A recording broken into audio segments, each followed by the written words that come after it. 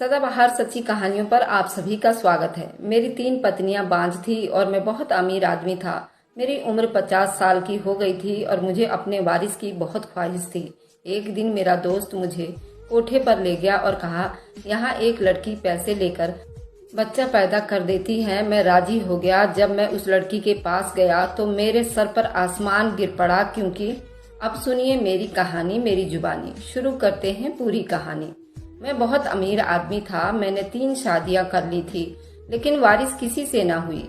फिर एक दोस्त ने कहा कि एक तवायफ पैसे लेकर बच्चा पैदा कर देती है। मैंने उस औरत को घर बुलाकर उसका नकाब उतारा तो मेरे सर पर आसमान गिर पड़ा। क्योंकि मैं अपने दोस्त के साथ इस जगह आया था। वहाँ की रातें जागती थी और दिन सोते थे। हर तरफ गानों की आवाजें और ढोलक की थाप के साथ घुंघरू की आवाजें भी आ रही थी। अपने दोस्त के साथ तेजी से कदम बढ़ाता हुआ जा रहा था। उस टाइम मेरा दिल बहुत तेजी से धड़क रहा था। मैं अमीर आदमी था, मेरे पास दौलत की कोई कमी नहीं थी, लेकिन ये भी सच था कि मैं अय्यास परस्त बिल्कुल नहीं था। बाजार हुस्न से मुझे कोई मतलब नहीं था, बल्कि मैं तो अपना गर्दन नीचे करके चल रहा था, कहीं मुझे कोई पहचान न ले। क्योंकि मेरी जान पहचान बड़े बड़े बिजनेसमैन से होता था। मुझे तो अपनी इज्जत के लाले पड़े हुए थे। मेरी बहुत बड़ी मजबूरी थी जो कि मुझे यहाँ ले आई थी। काफी पुरानी इमारत थी, छोटी छोटी गलियां थी। हर 2 मंजिला इमारत से नाच गाने की आवाजें गूंज रही थी। इमारतों के बाहर मुंह में पान दबाए कोठी के दलाल खड़े ग्राहकों को अपने कोठे में जाने का कह रही थी। साथ ही साथ गंदे बेबाकी शब्द भी बोल रही थी। साहब, हमारे कोठे को इजाजत बख्श दो, देखो आपकी तबीयत हरी हो जाएगी। ये सब बातें सुनकर डर और शर्म से मेरा चेहरा लाल हो गया था। मैंने कभी ऐसी बात नहीं सुनी थी, ना भूली थी। लगता था जैसे कोई कारोबारी कपड़े का बाजार हो और दुकानदार अपनी चीजों की तारीफ करके उसे बेच रहा हो। क्या औरत इतनी सस्ती है और मामूली सी चीज थी। फिलहाल मैं दिल ही दिल में दोस्त की बात मानकर बहुत पछता रहा था। मुझे यहाँ आना ही नहीं चाहिए था। ये बहुत बड़ी गलती थी। मेरा जी चाह रहा था कि मैं यहाँ से वापस चला जाऊं। जब एक कोठे के पास जाकर मेरे दोस्त अदनान के कदम रुक गए। उसके पहले कि मैं मना करता, अदनान मेरा हाथ पकड़कर उस इमारत की सीढ़ियों पर चढ़ने लगा। सीढ़ियां सीमेंट की बनी हुई थी। सीढ़ियों के दीवारों पर पान के दाग लगे हुए थे। अजीब सी बदबू फैली हुई थी। हम लोग ऊपर गए तो आंगन में सफेद चांदी बिछी हुई थी और शराब और गुलाब के फूलों से मिलाकर एक अजीब सी बदबू का एहसास मुझे हुआ था। सामने सफेद चांदनी पर लाल रंग के तकिए पर लेटे टेक लगाए शौकीन उस लड़की के डांस देख रहे थे। वह लड़की पाँव में घुंघरू पहने गीत और गानों से धुनों पर नाच रही थी। सामने एक कोने पर हारमोनियम और ढोलक वाले बैठे थे, अलग से ही अपना एक राग बजा रहे थे। सामने तख्त पर एक अधेड़ उम्र औरत मुंह में पान लिए उस लड़की के नाच को देखते हुए पांव फैला रही थी। मुझे वहां का माहौल देखकर बहुत डर हुआ था। मैंने अदनान से कहा, चलो यहाँ से, मुझे यहाँ कोई बात नहीं करनी। तो वह कहने लगा, अरे मर्द बनो, इतना घबरा रहे हो। ये कहकर वह मुझे उस तख्त पर बैठी औरत के पास ले गया और वह औरत शायद अदनान को जानती थी। मुझे उसने सर से पांव तक देखकर अदनान से आंखों के इशारों से पूछने लगी, ये कौन है। अदनान ने कहा, मेरा दोस्त है, उसे रजिया से मिलवा दो, मेरे दोस्त को वारिस चाहिए। उसने इधर मेरे आने की वजह जल्दी से बता दी। उस औरत ने पहले तो थूकदान में पान थूका, फिर मुझे देखने लगी, कहने लगी, बैठो मियाँ, खड़े खड़े तो बात नहीं होगी ना तुमसे। मैं वहाँ रुकना नहीं चाहता था, बस मेरी मजबूरी और बेबसी मुझे वहाँ ले आई थी। मैं तख्त के एक कोने में जाकर बैठ गया। कहने लगी, देखो साहब, मैं पैसों में कमी नहीं करती। पूरे साल लड़की मेरे कोई काम की नहीं रहती। तेरे बच्चे को अपने पेट में पालेगी तो जाहिर है कमाकर तो नहीं देगी ना, इसलिए 1 लाख लूंगी। आधी रकम पहले देनी पड़ेगी। मेरा दिल अब भी अंदर से बेचैन था।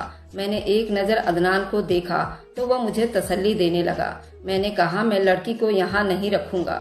वह कहने लगी, 15 लाख रुपए लूंगी। मैंने जेब से चेक निकालकर और 15 लाख का चेक उसे दे दिया। मेरे पास पैसों की कोई समस्या नहीं थी। उस औरत की आंखें फटी की फटी रह गई जब जेब से उसने 15 लाख रुपए का चेक देखा। फिर मुझे देखकर मुस्कुराने लगी। फिर उसने एक लड़की को बुलवाया। अरे ओ चमेली, कहाँ मर गई। उसकी एक पुकार पर वह लड़की उसके पास आ गई। वह सांवली सी लड़की, चेहरे के नैन नक्श अच्छे थे। कहने लगी, रजिया का ग्राहक आया है, उसे कहो कि तैयारी पकड़ ले। उससे पहले कि वह चमेली नाम की लड़की उसके आज्ञा को मानती, मैंने उससे कहा, पहले मैं लड़की देखना चाहता हूँ। लड़की खूबसूरत होनी चाहिए, मुझे अपना बच्चा बहुत खूबसूरत चाहिए। मेरी बात सुनकर औरत ठहाके लगाकर हंसने लगी। हाँ, जाकर देख लो, होश ना उड़ जाए तो कहना। जा चमेली साहब को रजिया का दीदार करवा दे। चमेली मुझसे कहने लगी, आइए साहब। मैं खड़ा हो गया और उस चमेली नाम लड़की के साथ चलने लगा और लड़की मुझे एक कमरे के बाहर छोड़कर चली गई। पहली बार मेरा दिल बड़ी जोर जोर से धड़क रहा था। उस वारिस के चाहत की वजह से मुझे कहां से कहां ले जाकर खड़ा कर दिया था। ऐसी हालत तो मेरी कभी अपनी बीवियों के कमरे में जाते हुए भी नहीं हुई थी। शायद ये बात जायज नाजायज की ना थी, मेरे लिए जायज। और ये लड़की अब तो मेरे बच्चों को अपने कोख में जन्म देगी, लेकिन मेरी बेबसी थी। मैं उस रास्ते पर चलने पर मजबूर था। जब मैंने कमरे में दस्तक दी, उसने कहा, कौन है, आ जाओ अंदर। मैंने दरवाजा खोला तो सामने एक लड़की आधी घूंघट निकाले सजी संवरी बैठी हुई थी। मैंने बड़ी मुश्किल से उसे बस एक नजर देखा, फिर कमरे का दरवाजा बंद कर दिया और उसके पास आकर बैठ गया। मैंने अब तक उसका चेहरा नहीं देखा था, क्योंकि वह घूंघट निकाले बैठी हुई थी। मैं उसके सामने जाकर बैठ गया, लेकिन खुद में इतनी हिम्मत नहीं हो रही थी कि उसकी तरफ देखूं। शायद मेरा जमीर इस बात की इजाजत नहीं दे रहा था, और वह इसलिए कि मैंने आज तक कोई गुनाह नहीं किया था। जब मुझे यूं चुप देखा, वह लड़की कहने लगी, क्या बात है साहब, पूरी रात क्या ऐसे ही बैठे रहोगे? उस लड़की की आवाज ने मुझे चौंका दिया। मैंने बड़ी मुश्किल से उसकी तरफ देखा, जो कि मेरे लिए बिल्कुल गैर औरत थी। मैं उसकी कीमत दे चुका था। मैंने बड़ी मुश्किल से ही अपने हाथों से उसका घूंघट उठाया और जैसे ही उसके चेहरे की तरफ देखा तो मेरे होश उड़ गए थे। वह तो मैं एक दौलतमंद और अमीर आदमी था। बाप दादाओं की करोड़ों की जायदाद का इकलौता वारिस था। मेरी बदकिस्मती यही थी कि मैंने ही बोला था कि मैं खानदानी रईस था। मेरी पहली शादी मेरे माँ बाप के पसंद से हुई थी। मेरी बीवी मेरी बुआ की बेटी थी। उम्र में मुझसे 7 साल बड़ी थी, लेकिन नेचर की बहुत अच्छी थी। मेरी शादी को 10 साल हो गए थे और मेरी कोई औलाद नहीं हुई थी। यहाँ तक कि मैंने रुखसाना का बहुत इलाज करवाया, मगर वह मुझे औलाद ना दे सकी। मैंने अपनी भी सारी टेस्ट करवाई, कहीं मुझ में कोई कमी ना हो, लेकिन मेरी बीवी बांझ थी। 10 साल का टाइम बीतने के बाद मैंने रुखसाना से कहा, मुझे दूसरी शादी करनी है, क्योंकि मुझे वारिस चाहिए। रुखसाना मेरी बात सुनकर वह थोड़े दिन तो बहुत रोई। फिर उसने मुझे दूसरी शादी की परमिशन दे दी, लेकिन फिर तो जैसे टाइम ऐसे ही बीतने लगा, जैसे 5-5 साल मैंने अपनी तीनों पत्नियों के साथ बिताया, लेकिन मुझसे वारिस किसी से भी नहीं हुई। 26 साल मैंने अपनी शादीशुदा जिंदगी बिता दिए थे, लेकिन मेरी कोई औलाद नहीं हुई किसी बीवियों से भी, और सबका मैंने इलाज भी करवाया था। इत्तेफाक से तीनों ही बांझ निकली। मेरी उम्र अब 50 साल की हो गई थी। मैं अपनी पत्नियों का इलाज करवा करवा कर थक चुका था। न जाने क्या समस्या थी, हर बार मेरी रिपोर्ट ठीक आती, बस पत्नियों में ये खूबी नहीं थी। कभी भी मेरी अक्ल इस बात को स्वीकार नहीं कर पाती थी। समस्या एक बीवी में होता तो समझ में आती, तीनों बीवियों में एक ही समस्या थी। मैं चौथी शादी नहीं कर सकता था और ना ही मुझे अपनी बीवी को छोड़ना था, लेकिन मेरी सारी बीवियां ही अच्छी और बहुत नेक औरत थीं। मैं कैसे उनसे किसी जाति कर सकता था? लेकिन उम्र के जिस हिस्से में पहुंच चुका था, आगे बुढ़ापा ही बुढ़ापा था, इसलिए अब तो मुझे वारिस जल्द से जल्द चाहिए।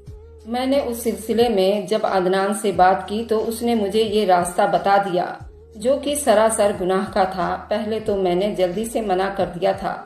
मैंने कहा कि मैं खानदानी शरीफ इंसान हूँ, एक तवायफ से अपना वारिस क्यों करवाऊंगा? वह कहने लगा, फिर तुम्हारी पहली बीवी भी तो बीमार रहने लगी है, जबकि मेरी बीवी बीमार थी। अदनान की बात सुनकर मैंने कहा, बल्कि इस टाइम में तो उसे मेरी सबसे ज्यादा जरूरत है, मैं उसे क्यों छोड़ दूं? और मुझसे कहने लगा कि फिर अपनी उम्र देख लो, बुढ़ापे में तुम कदम रख चुके हो, बस टाइम बीतने के साथ साथ वारिस होने के चांस भी कम हो जाएगी। बात तो अदनान की ठीक थी, मुझे वारिस चाहिए थी। अदनान कहने लगा, जो बता रहा हूँ उससे तुझे बच्चा भी हो जाएगा और तुम्हें चौथी शादी भी नहीं करनी पड़ेगी। फिर तुम दुनिया को कह देना कि 3 पत्नियों से किसी एक से भी बच्चा नहीं हुआ, किसी को कुछ भी खबर नहीं होगी। मैं काफी दिन तक इसी बात पर सोचता रहा। वारिस का सवाल इस टाइम मेरे लिए बहुत जरूरी था, वरना मेरा नाम लेने वाला भी कोई ना होता। पहले तो मेरा जी चाहा कि मैं अपनी पत्नियों से राय मशवरा करता, लेकिन जाहिर है वह मुझसे कभी भी ऐसा राय मशवरा नहीं देंगी। मैं बेहद परेशान था। उन्हीं दिनों में अपनी औलाद के समस्याओं में परेशान था और दूसरी तरफ मेरी पहली बीवी पहले से बहुत ज्यादा बीमार रहने लगी थी। मैंने अपनी बाकी बीवियों से इजाजत ले ली और ज्यादा टाइम पहली बीवी को ही देने लगा, जो खुद 3 सौतने उसने बर्दाश्त की थी। लेकिन मेरी बीवी में ये बात थी कि वह लड़ाई झगड़ा बिल्कुल नहीं करती थी, आपस में मिलजुल कर रहा करती थी। फिर मैंने शादी के मामले में अब तक कम उम्र की लड़की की मांग नहीं किया था। मेरी बाकी पत्नियां भी अच्छी उम्र की थीं, कोई यतीम कोई बेसहारा। मैंने शादी ऐसे ही लड़कियों से की थी ताकि उन्हें सहारा भी मिल जाए और मुझे वारिस। लेकिन किस्मत का अजीब ही खेल था कि तीनों ही बीवियों में बांझपन वाली समस्या थी। लेकिन मैं बेहद परेशान था। मैं किसी भी बीवी को छोड़ना नहीं चाहता था, लेकिन जो अदनान ने रास्ता बताया था उसे भी मेरा दिल नहीं मान रहा था। लेकिन बहुत सोच विचार के बाद मैंने आखिरकार उस फैसले पर आ ही गया। अदनान की बात मानने में कोई हर्ज नहीं था, इसलिए उसके साथ कोठे पर चला गया था। लेकिन जब मैंने उस लड़की को देखा तो मेरे होश उड़ गए थे। उसे देखते ही मैं कमरे से बाहर निकल गया, फिर उस कोठे पर नहीं रहा गया। अदनान मुझे बुलाता रह गया, पूछता रहा, अरसलान तुम्हें हो क्या गया है? लेकिन मैंने कोई जवाब नहीं दिया। तेज कदमों से उस बाजार से निकलकर अपनी गाड़ी में बैठ गया। मैंने अदनान के आने का इंतजार भी नहीं किया। ड्राइवर से कहा कि घर ले चलो। पूरा रास्ता मैं बेचैनी से काटा। एक पल मुझे चैन नहीं आ रहा था। घर आकर मेरी बेचैनी पूरी बरकरार थी। मैं आज किसी भी पत्नी के कमरे में नहीं जाना चाहता था। ड्राइंग रूम में बैठा सिगरेट पीता रहा। आधी रात बीत गई और मेरे दिमाग की उलझन बढ़ने लगी थी जब मेरी पहली पत्नी ड्राइंग रूम में आ गई। मुझे कहने लगी, अरसलान क्या बात है, सोए नहीं आप? मैंने एक नजरों से उसकी तरफ देखा, फिर ना में सिर हिला दिया। वह मेरे पास बैठकर कहने लगी, आज क्या परेशानी है आपको? मैंने एक नजर उस पर डाली जिसका मेरे पीछे 25 साल का साथ था। वह अब बीमार रहने लगी थी। मैंने उसका हाथ थामा और कहा, तुम्हारी तबीयत कैसी है? कहने लगी, मुझे अपने बचने की उम्मीद नहीं है। मेरे पेट में बनी हुई रसोलियां फटकर कैंसर की शक्ल में हो गई हैं। आप ये जानते हैं ना? मैं जानता था वह थोड़े महीनों की मेहमान है, इसलिए अब सारा टाइम उसी के पास बिताता था। मेरे कंधों पर उसने सर रख दिया तो मैंने भी उसे अपने आगोश में ले लिए। मैंने कहा, मैं सोच रहा हूँ कि तुम्हें बाहर अमेरिका ले जाऊं, तुम्हारा इलाज करवाऊं। मेरी बात पर कहने लगी, कोई फर्क नहीं पड़ेगा, टाइम भी हो चुका है मेरे इलाज का, बस आप मेरी ख्वाहिश पूरी कर दें, मुझे तलाक देकर शादी कर लें। उसके बाद पर मैंने उसकी तरफ देखा तो वह कहने लगी, मैं उसी घर में एक कमरे में रह लूंगी, लेकिन मरने से पहले आपका बच्चा देखना चाहती हूँ। उसकी बात सुनकर मेरी आंखों के सामने रजिया का चेहरा घूमने लगा। मैंने उसे कहा कि मैं तुम्हें इतना बड़ा गम नहीं दे सकता। मैंने पहले से ही तुम पर सौतने ला चुका हूँ। शायद उस बीमारी से तुम 2-4 हो गई हो। वह कहने लगी, ऐसा नहीं है, मैं तो समझी थी आप साहिबे औलाद हो जाओगे, मगर यह नहीं पता था कि मेरा साया आपकी बाकी पत्नियों को भी ऐसा ही कर देगा।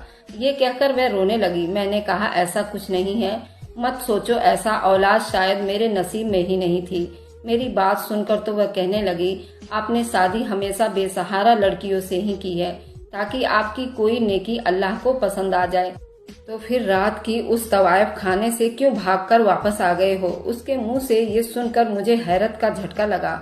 मैंने कहा, तुम्हें किसने बताया? मेरी बात सुनने के बाद वह गहरी सांस ली और कहने लगी, वह छोड़ दे, मेरी बात का जवाब दे।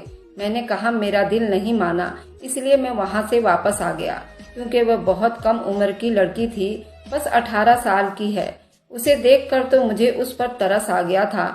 बस 18 साल की लड़की है, पता नहीं कम उम्र में उस बेचारी से इतना घटिया काम क्यों लिया जा रहा है।